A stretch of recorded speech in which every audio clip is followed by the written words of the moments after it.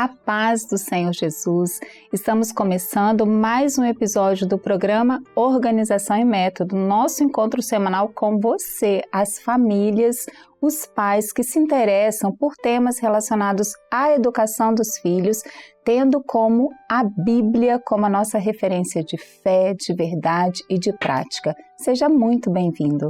Nós estamos tratando sobre a constituição da família e a vida profissional com os nossos pastores e suas esposas.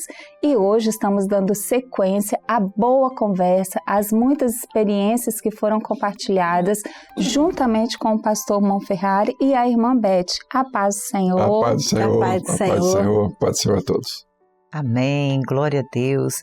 No programa anterior, nós falamos um pouco mais a respeito da vida, da constituição da família, do encontro com o Senhor. E neste episódio, pastor Monferrari, irmã Beth, nós vamos falar de uma outra decisão muito importante para nós, que é a vida profissional e acadêmica.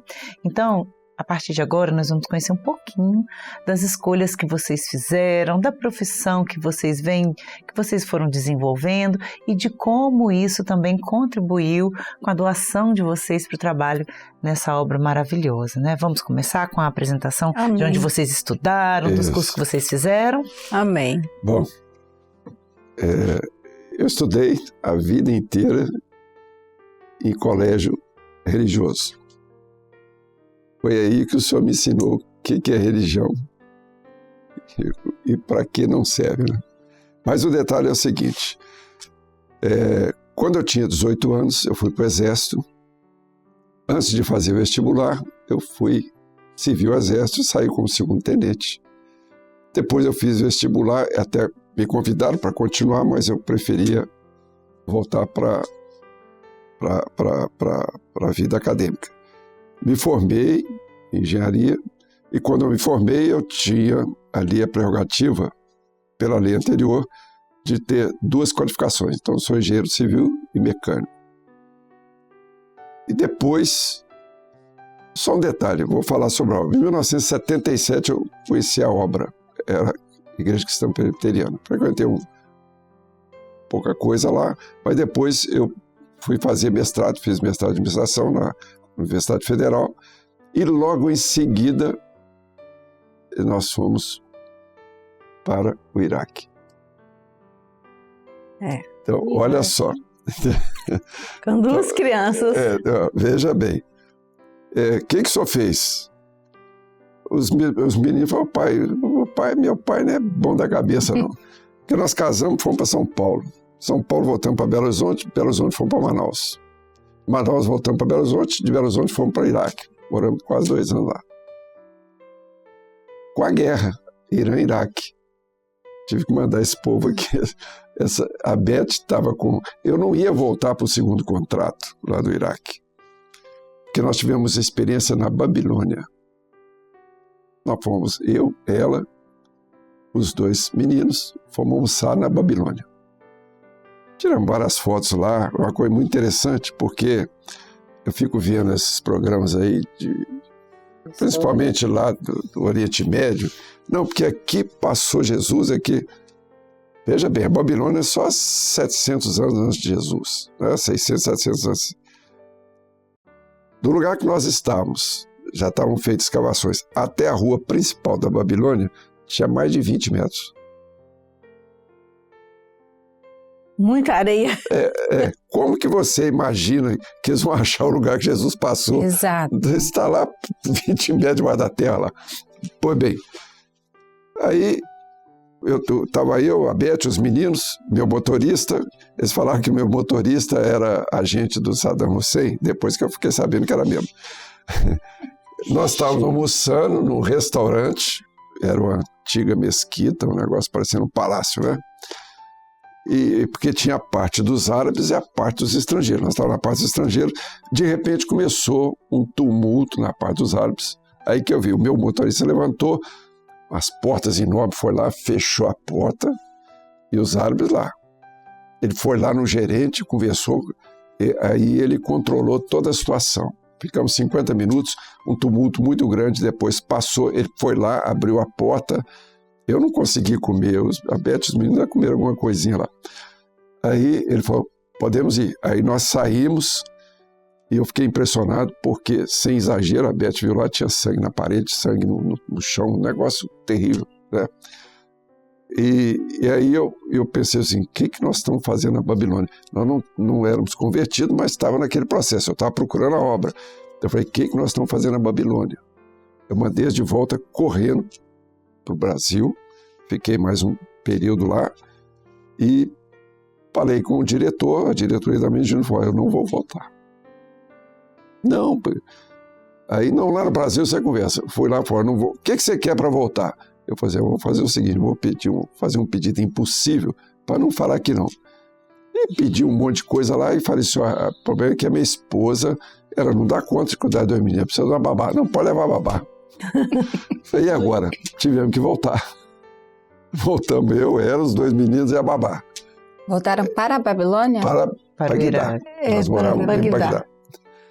Só que, veja bem, a menina era de menor, porque era irmã da empregada, minha sogra. Eu tive que ir lá no juiz assinar, que era responsável e tal. Estourou a guerra Irã-Iraque. Por coincidência, o primeiro ataque do Irã, eu estava passando em frente ao Palácio Saddam Hussein, foi na nossa cabeça lá. Entramos debaixo lá de um lugar, lá, um abrigo antiaéreo, 50 minutos de bombardeio, acabou. Voltamos lá para o alojamento de noite, mais ataques, os meninos, pai, o que é aquilo? Eu falei, aquilo é foguete. Mas era ataque mesmo. A 2 quilômetros do nosso acampamento tinha um acampamento militar. Aí mandei eles lá para um acampamento lá no centro e para eles voltarem para o Brasil, porque agora, olha a minha preocupação, foi com a babá. Eu assinei um termo de responsabilidade para essa moça. Se acontece alguma coisa com essa moça aqui, eu fiquei mais preocupado com a babá do que o que é isso? Não, eles estão guardados lá. Aí eles vieram para o Brasil e eu tive que ficar mais 3 meses cumprindo aviso prévio lá, debaixo da guerra. Então, nós voltamos, aí sim, nós convertemos, aí o senhor manda a gente para Betim, manda a gente para Belo Horizonte, aí manda a gente para Poços de Caldas, manda a gente para Belo Horizonte, manda a gente para Timóteo, manda a gente para Belo Horizonte, manda a gente para João Pessoa, e a gente vai para lá, o que o senhor mandava a gente ia, não tinha como. Como uma folha ao vento, aquele louvor das crianças. Nós sempre fomos como... Aí nós fizemos uma conta lá, mudamos poucas vezes, depois de casamos mudamos só 20 vezes. Pouquíssimas, 50 anos de casado. É igual militar, né? Militar que muda. 20 vezes nós mudamos. Coração muito voluntário também, né? Uma disponibilidade, uma disposição. E eu vou contar um segredo, mas vocês não vão espalhar. Se o senhor mandar para a China, nós vamos. Agora, do jeito que está, faz a malimba. Não tem medo de guerra, nada, né? Nada. Nunca tivemos. Nunca tivemos. Mas veja bem, eu fico paradinho esperando o Espírito Santo. Eu não dou um passo. Se alguém falar que eu sou proativo, não sou proativo, eu sou reativo. O Espírito Santo mandar, eu faço. Mas não dou um passo fora da direção do Espírito. E o que eu falo é o seguinte... Se eu pudesse levar a gente para o céu logo, seria ideal, né? Eu só quero um lugarzinho lá. É isso mesmo. Mas então foi atuando como engenheiro nesses diferentes lugares, nessas diferentes funções? Até 2000, como engenheiro mecânico. 2000 para cá, como engenheiro civil. Acho que tem uma questão bem importante, que é para a vida profissional e, sobretudo, para os jovens, que o pastor foi relatando, que fala de uma responsabilidade profissional. Então, se você assume um compromisso com a empresa, né, ele foi na direção do Senhor, os nossos jovens que são servos, né, nós também temos a direção do Senhor, mas é necessário ser um profissional e ter uma responsabilidade naquilo que assume um compromisso. Quer falar um pouquinho, pastor, para os jovens? Hoje, nós vemos os jovens um pouco perdidos, às vezes nós acompanhamos muitos estágios, e aí, às vezes, os jovens não tomam posicionamento do que eles fazem, com quem que eles podem aprender. Quando a gente assume essa nossa postura de servo e de trabalho. E dúvida também em qual cadeira que eles vão escolher. O que eles vão fazer? A dúvida gera muita dúvida, né? Que eu também estive, né, como professora de jovens numa igreja que tinha muitos jovens, eram uns 20 e poucos jovens, mas assim, aquela dúvida, será que eu vou fazer mesmo? Vai ser medicina ou direito? Então, quer dizer, sabe? Então, não era medicina ou veterinária, medicina ou odontologia, não. Eles não tinham, eram muito grande a distância uma da outra. Isso é muito simples. O nosso Deus não é Deus de confusão. Você tem as áreas, você tem ciências humanas, você tem ciências biológicas, tem ciências exatas. Cada uma dessas faixas aqui, você tem ramificações. A pessoa, ela já... O que a palavra fala? Cada um fique na vocação que foi chamado. Na parte espiritual. Mas vale também na parte profissional. Por quê? A pessoa, desde pequena, ela já vai ter uma tendência. Se ela vai orar, consultar o Senhor, e eu tive muitas experiências com pessoas jovens que entraram em depressão por causa de uma revelação que jogou lá para o outro lado. Experiência minha, não estou falando que cada um tem. Eu não consulto nem para a vida afetiva, nem para a vida profissional. Para você, porque é uma coisa muito íntima e pessoal. E as experiências que eu tive, inclusive com pastores, não foram boas. Quando vieram dons sobre vida profissional, não foram bons. A não ser que seja um dom que é tratado no grupo de exceção, na reunião de pastores, o pastor vai filtrar aquele dom, vai entregar o discernimento e vai orar por aquele motivo. Mas você orar para uma pessoa e já entregar um dom, então a pessoa está lá estudando para vestibular de engenharia, o Senhor revelou para você fazer medicina. Eu estou falando porque eu já vi isso, não existe isso. Então nós temos que tomar muito cuidado, que a pessoa ela já tem aquela vocação, por quê? Nós não somos eleitos do Senhor. Se o Senhor nos elegeu, o Senhor vai dirigir a nossa vida. Nós só vamos dar oportunidade. É claro que você tem que ter discernimento, sabedoria, que são os dois dons principais.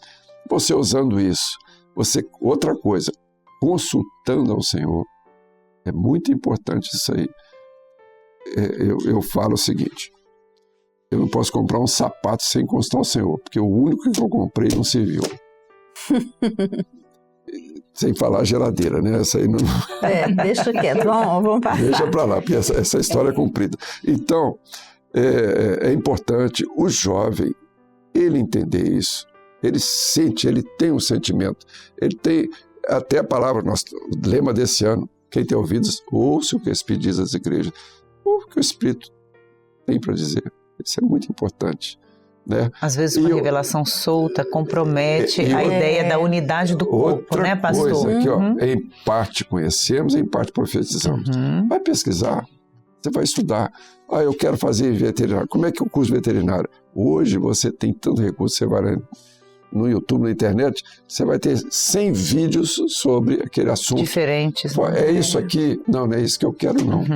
Aí ele vai direcionar a vida dele, vai orar, vai buscar o Senhor, constar naquilo que ele sentir, que é aquilo que o Senhor tem para ele. Até porque de uma experiência de formação inicial se desdobram também uma série de possibilidades profissionais, aonde que um jovem que faz engenharia imagina que vai para o Iraque.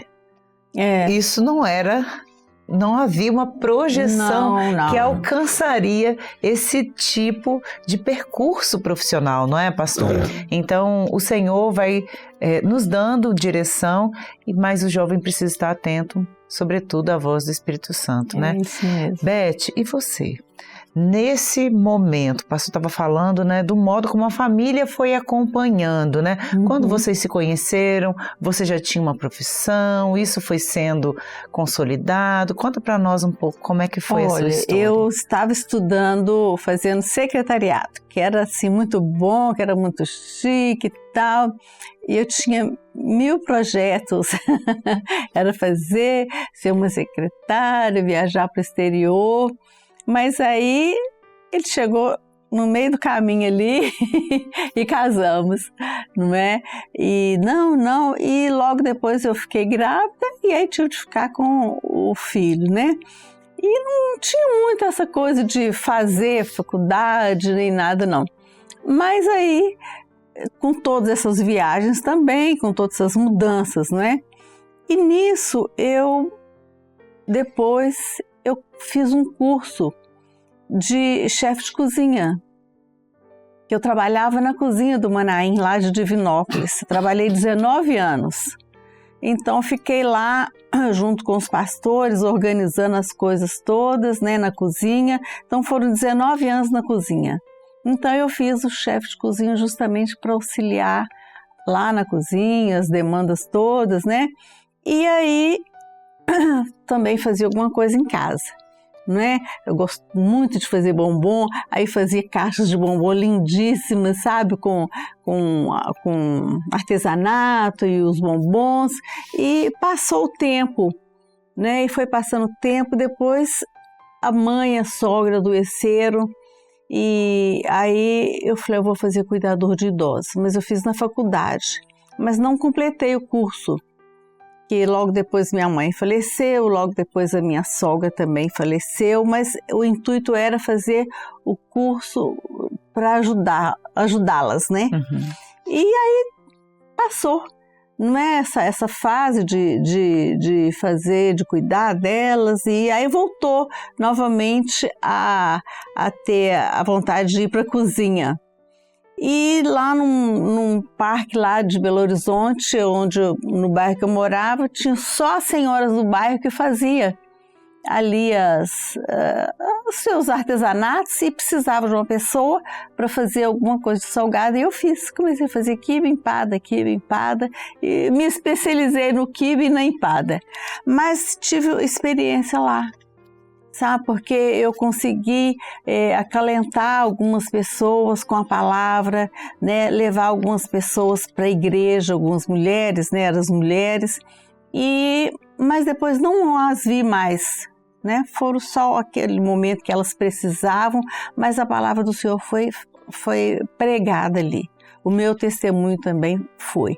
Porque eles sabiam que eu era evangélica, sabiam que eu tinha um temor do Senhor. Para mim isso, assim, foi o máximo, né? Porque a gente viver a palavra, né? Todo mundo que vive, né?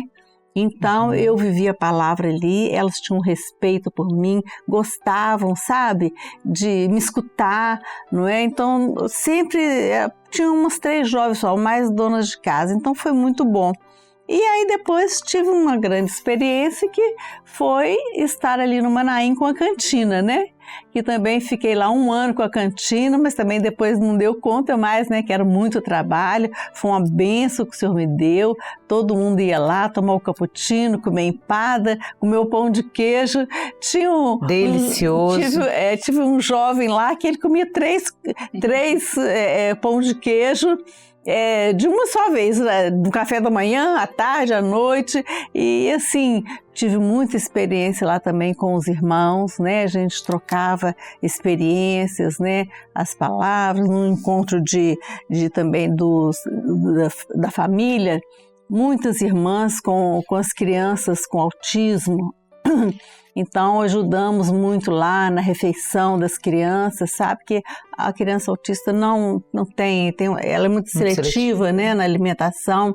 Então, ajudei muito, e muitas irmãs que chegavam lá, que não podia com o glúten, guardavam as comidinhas delas na geladeira, e sempre assim, falando de experiência, trocando experiência, né? E aí hoje estou fazendo as festas da igreja lá, todo mundo, quem vai levar? Faz alguma coisa, né? Nós estamos querendo ir lá, né? E aí, tive essa alegria ainda. Beth, era na sua casa que os trabalhos dos seus filhos eram feitos para aproveitar? Era. Puxa, eu sabia, gente. E aí, ela me contou um detalhe, o seguinte.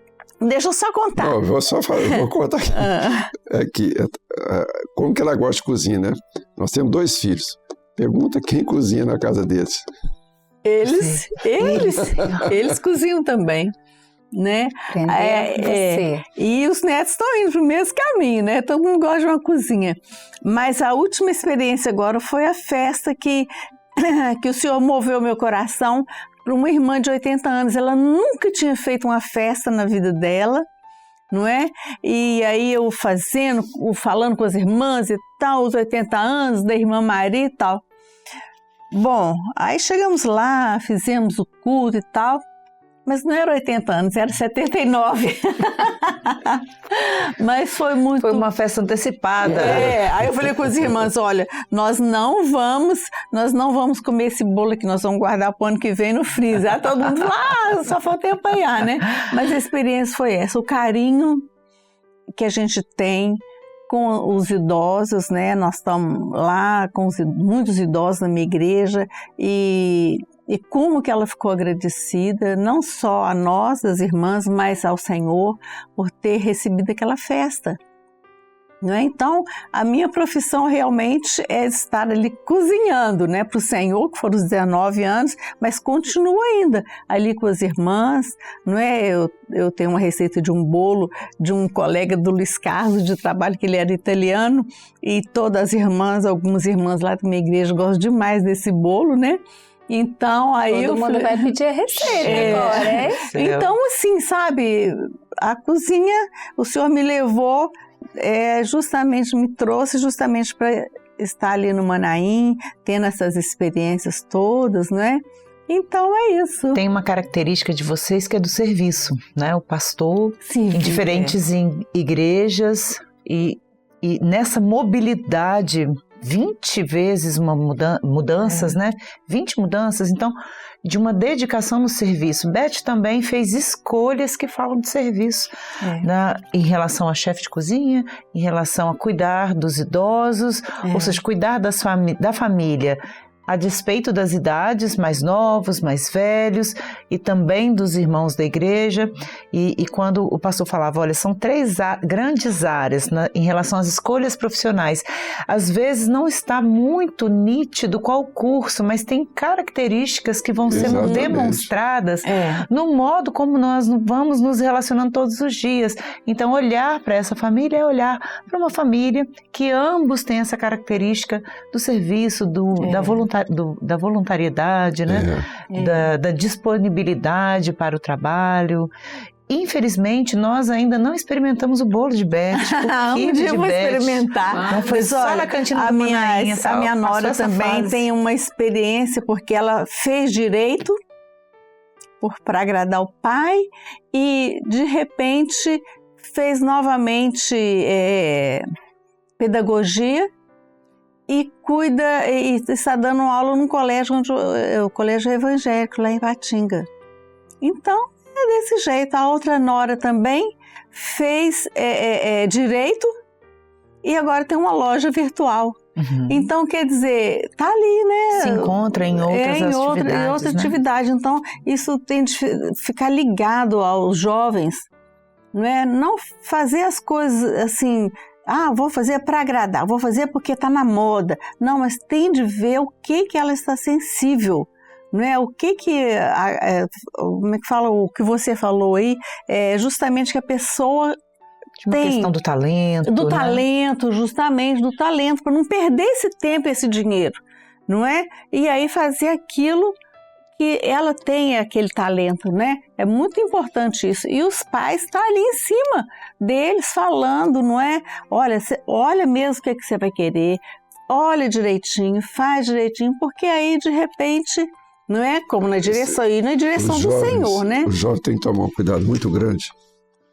É o seguinte, quando eu estudei, quando eu fiz a faculdade, eu e todos os colegas meus, nós éramos focados. Então você tinha um foco. Mas hoje é tanta informação. É verdade. Se você falar qual conselho que eu posso dar para ele, esquece de informação. Você vai buscar a sua experiência. Porque um fala aqui, outro fala aqui, outro fala... Aí ele vê um programa... Então isso deixa a mente do jovem difusa. E é difícil ele focar. E se ele não focar naquilo que é realmente até que o Senhor tem para ele, ele pode até ficar frustrado futuramente. Então é muito importante ele não vai ouvir a voz do Senhor, não vai ouvir a voz dos outros, não, porque é tanta gente, tanta informação, tanta imagens, coisa. né? E as imagens fixam também. É que está na moda, a carreira que está na moda, né? Não pode ser o assim, nosso filho mais novo, ele fez administração, chegou no meio do curso, não era nada aquilo que ele queria. Aí foi para a área de TI, né? Então agora ele está nessa área, né? O Max, né? Até aí. Está na faixa da TI. Uma coisa importante que foi frisada, acho que tanto na carreira, a vida profissional do pastor, né, que vamos dizer assim, seguiu uma linha mais reta, né? O pastor fez a engenharia, fez o mestrado e desenvolveu o trabalho durante toda a vida nessa área. A Beth foi estudando de acordo com aquilo que eram as demandas que você tinha, mas todos os dois nos trazem exemplos sempre guiados e seguros na palavra. Isso aqui é importante. Na experiência com o Espírito Santo, né? Então, os nossos jovens, o pastor foi falando sobre a consulta, e aí eu fui me lembrando da gente sempre entender como a palavra é viva. Né? O Senhor fala conosco através da sua palavra.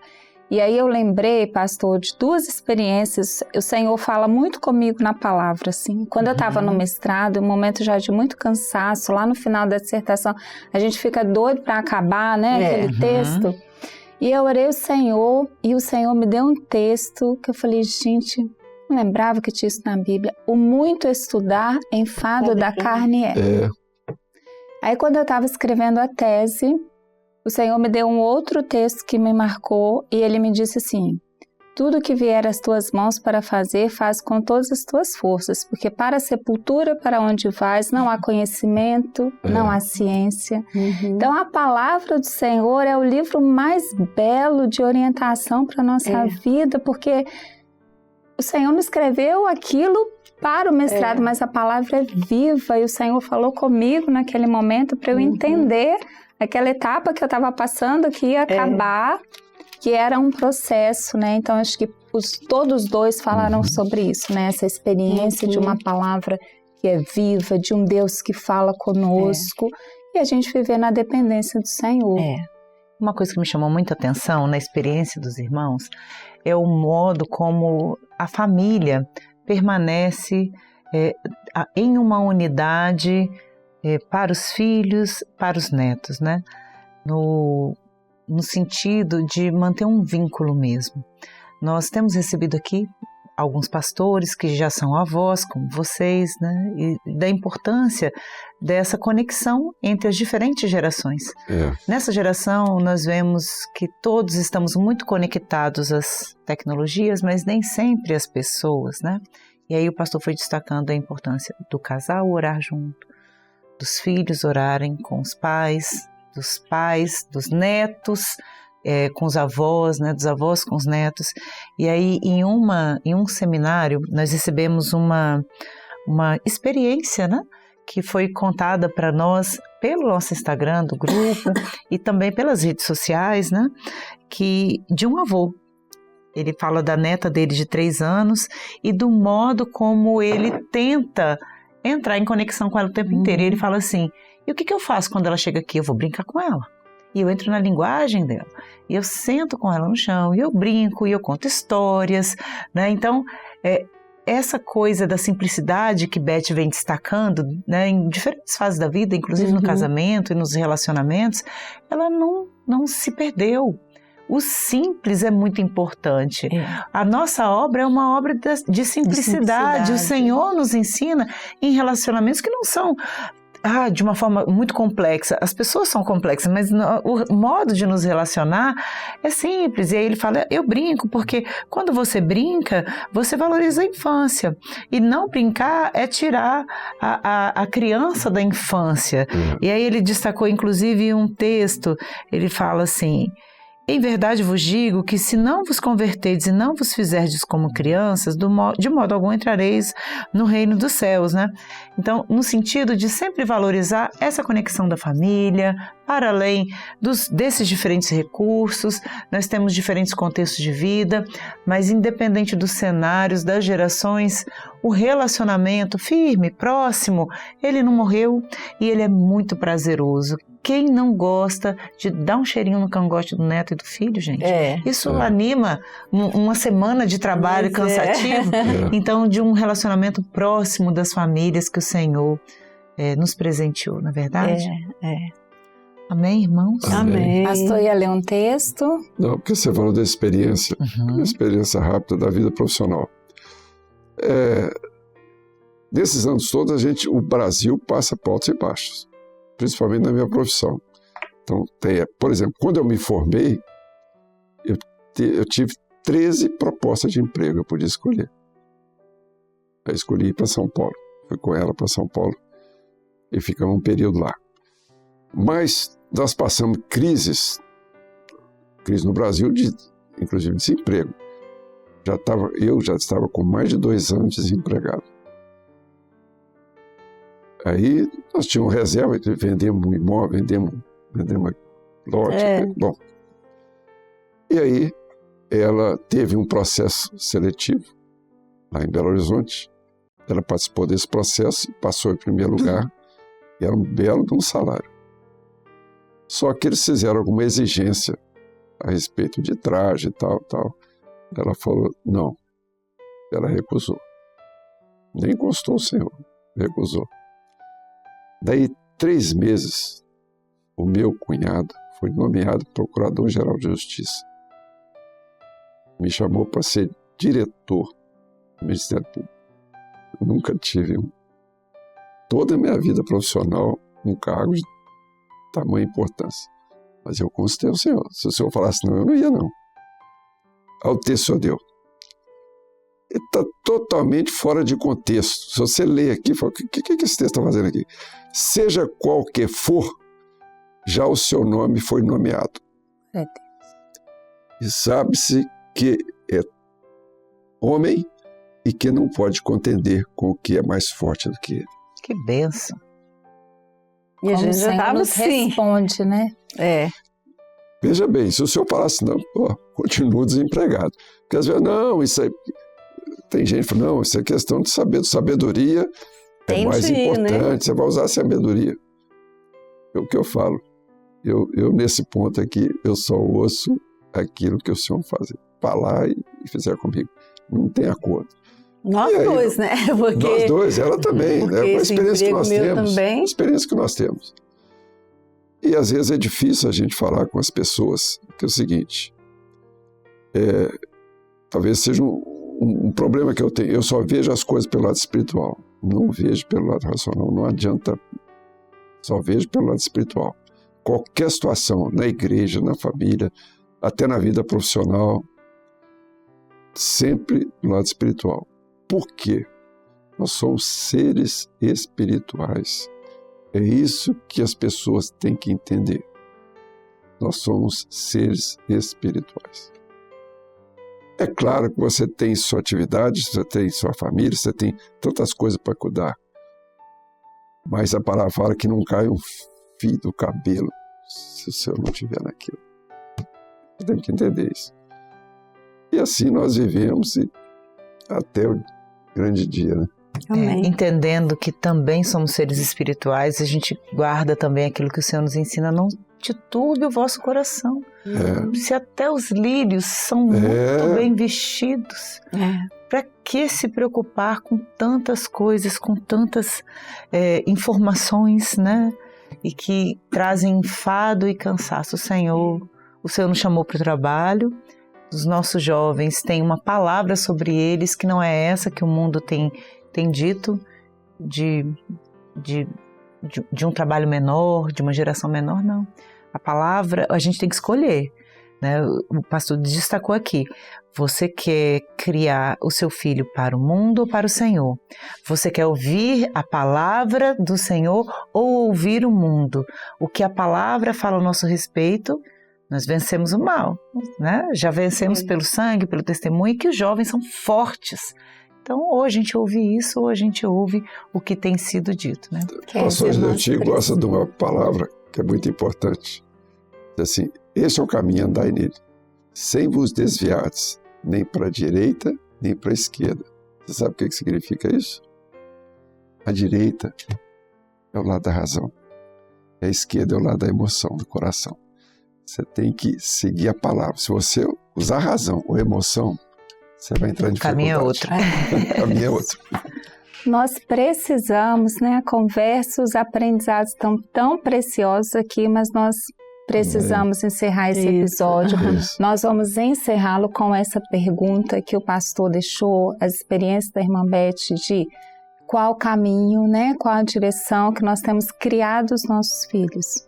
E aí nós vamos criá-los sempre fortalecidos na presença do Senhor. É isso mesmo. Pastor, nós agradecemos. Amém. É uma honra para nós, uma alegria muito grande receber o Senhor, a Beth. Obrigada, ficamos felizes também de estar aqui com essa experiência. O nosso trabalho nesse programa é fortalecido quando recebemos famílias como a de vocês que tanto nos ensinam. Muito obrigada. Tá? Obrigada. E aí nós fortalecemos a sua casa, nós fortalecemos a sua família, porque é para isso que nós trazemos essas experiências, para que nós possamos aprender a cada dia e que nós sempre possamos estar guiados pelo Espírito Santo na educação dos nossos filhos. Vamos terminando aqui. Sexta-feira que vem haverá um novo episódio e nós oramos para que o Senhor permaneça nos abençoando grandemente na educação dos nossos filhos. A paz do Senhor Jesus.